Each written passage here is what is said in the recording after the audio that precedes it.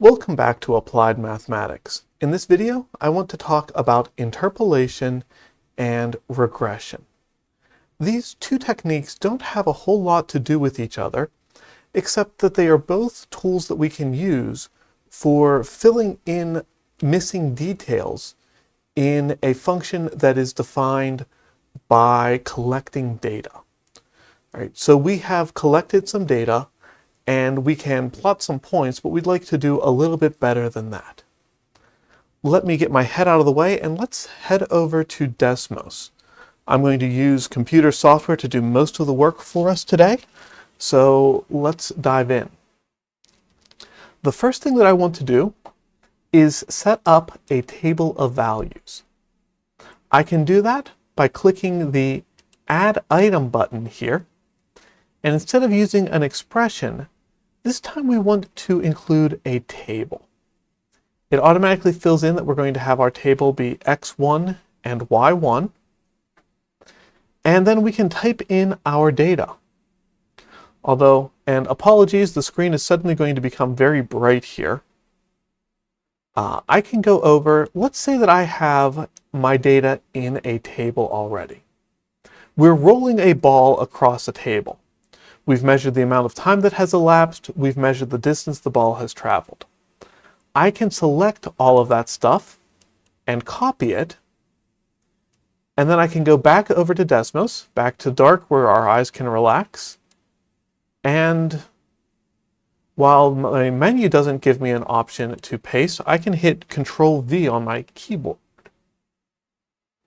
Well, that's new behavior. Okay, apparently Desmos decided that it wanted to create a whole new table, so I guess I didn't have to make the table in the first place. But I'd love this to still be called x1, y1.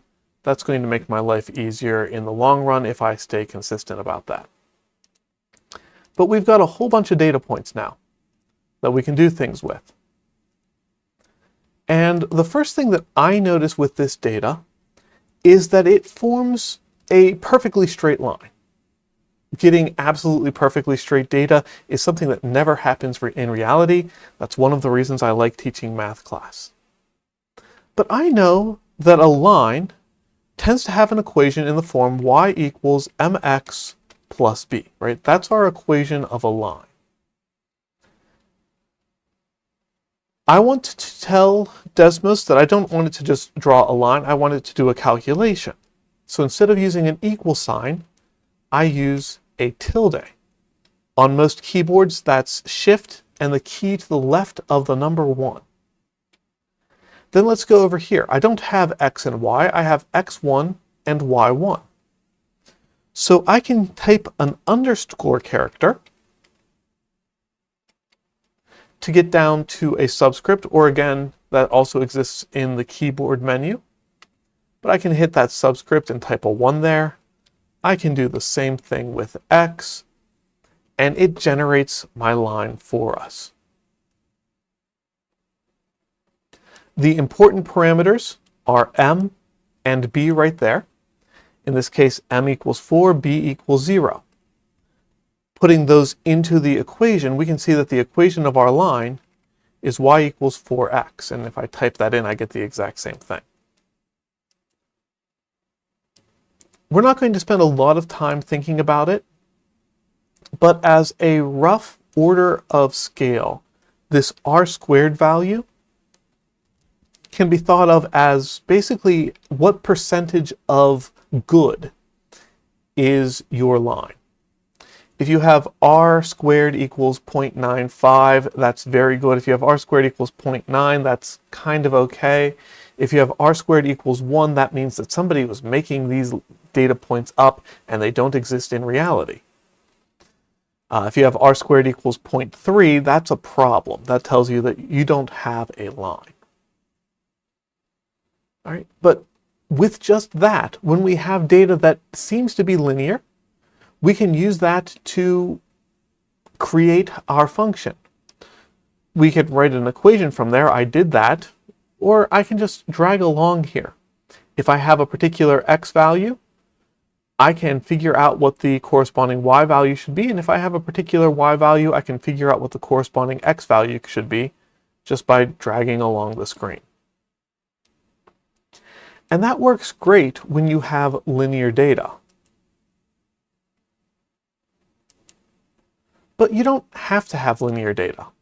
If I create a new graph, and apologize, going back to the bright screen, if I come over here, I have some nonlinear data that I've created as well. I can copy this nonlinear data. Maybe this is the result of a ball rolling down a hill instead. And we'll go back to the satisfying darkness of desmos, and I can go ahead and paste that in. And I think you can see pretty quickly that that's not a straight line. All right, that is very much a curve. So if I try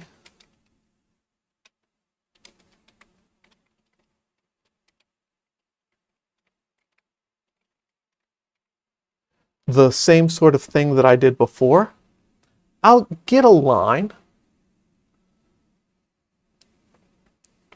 And okay, that's 94%. That doesn't seem bad, but 95% is often considered to be kind of the threshold. If it's better than 95%, chances are it's good. If it's worse than 95%, chances are something is weird. Another thing you can look at is what's called the residuals. So if I go ahead and plot the residuals here, what I see is this new set of data. Let's get the line out of the way so we aren't paying attention to it. Let's get the original points out of the way. And I notice that this new set of data seems to have a pattern to it of its own. It's not random. And when the residuals are not random, that means that your linear regression is not a good choice. We shouldn't have used that. We should have done something else. But that's okay. We can kind of ignore those and deal with the rest of it. All right. So in this case, we need to do something different if we want to get our key data point. That something different we're going to do is known as a linear interpolation. As we go through the rest of this course, and especially for anyone who continues on to future mathematics courses, you're going to build up a library of graphs that you recognize. And you'll start learning that when you see graphs under certain conditions, it probably falls under this kind of a model, and you can do a nonlinear regression. We're not there yet. So I don't expect that you look at this data and you can say, oh, this is a quadratic, or oh, this is an exponential, or a logarithm, or a root. So we need something a little bit simpler. That's where this idea of a linear interpolation comes in. All right, so let's say that I want to figure out what x value is going to give me a y value of 25. Right, y equals 25 is right about here. And you can see that it's partway between these 2 points. If I just draw a line between those 2 points, then I can use that line as a close approximation. Right? Overall, my figure has a curve to it. But if I squint and tilt my head, between any 2 points, a straight line is going to give me something pretty close to the correct value. So let's head back over to my notebook. All right, the points in question, I said I wanted to figure out where y is 25. Well, the point below that is 3.0, 21.0. And the point above that is 3.5, 28.0.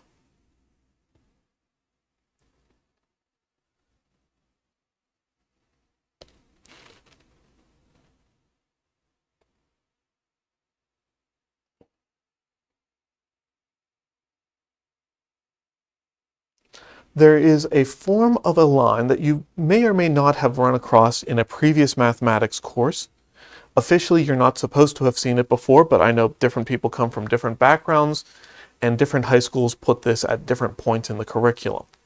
But it's called the point-slope form.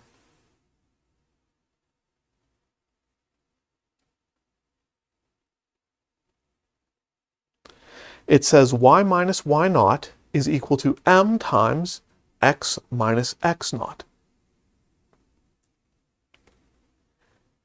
Y and x are our variables.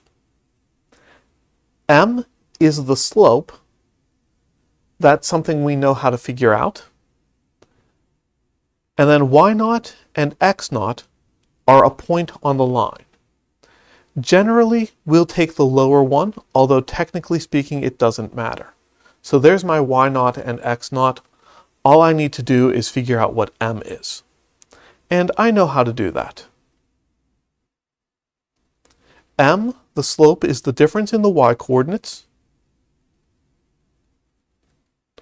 divided by the difference in the x-coordinates.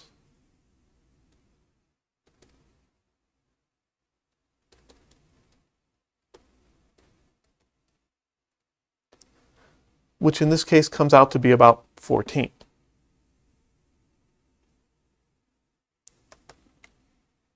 So, y minus y coordinate of the first point, 21.0, equals slope 14 times x minus x coordinate of that first point, 3.0.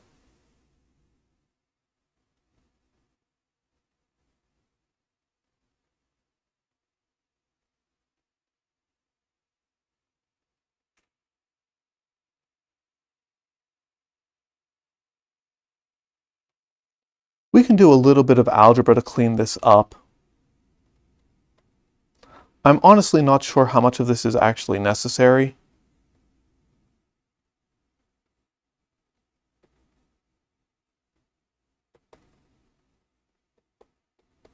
The fact that we ended up with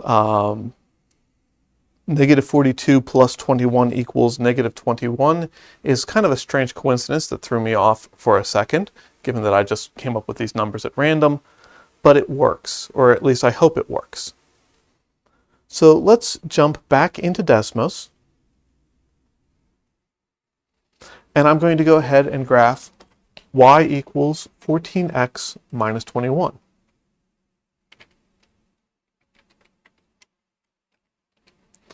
And for most of the data, this is a terrible approximation, right? At 1, I get 3. This line gives me negative 7. That's horrible. But these two data points worked perfectly, and that's what matters. And I can deal with all of the stuff between them as best as I'm able. All right, to get the better approximation here, instead of just using the computer, I'd actually plug in. But I wanted to show you what the graph looked like so that you could see that, yeah, on these 2 points and in this space right here, this line is a great approximation. I can throw some curly braces in here.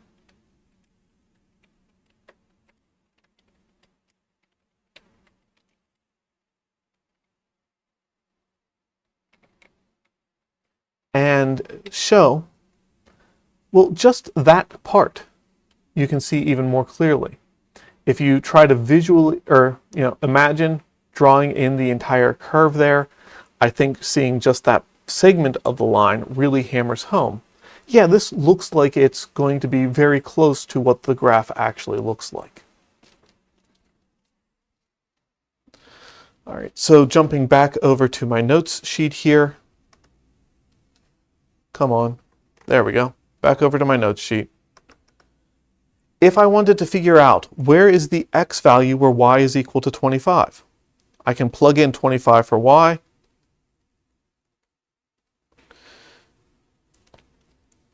And at this point, it's hard to remember that all of these are decimal approximations. It's just that they all turned into whole numbers. Um,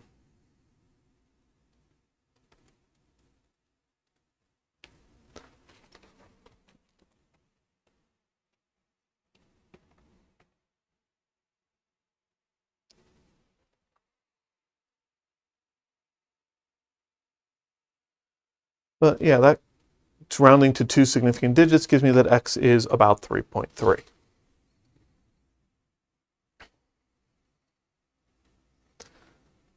All right, so there are a couple of tools that we can use. When we have data that is linear, we can use a linear regression to smooth out any irregularities in the data if it's random. If we have data that is clearly not linear, we can use a linear interpolation, find the line between two neighboring points, and use that as a way of approximating where the solution is. In any event, that's all I have for you on this lesson. Thank you as always for joining me. I'll see you next time.